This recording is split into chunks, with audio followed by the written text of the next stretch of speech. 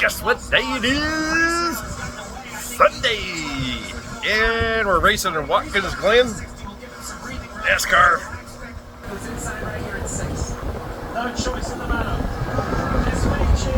That took a little bit of Houdini to hold that while you spot weld it. Making sure it's straight.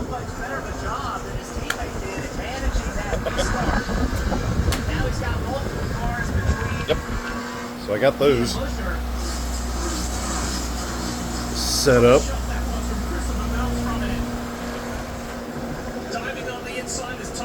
So we got one more to go.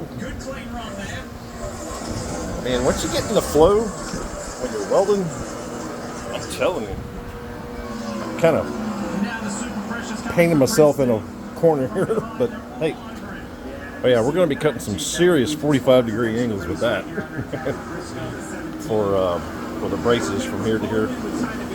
But hell, that ain't going anywhere. Yep, and the beer, that helps. The 17 got trying to fill the hole. The 24 is going to stick at 3 wide right here. Oh yeah, air conditioning, that helps. And that's my best tool right there, the fan. I'm good.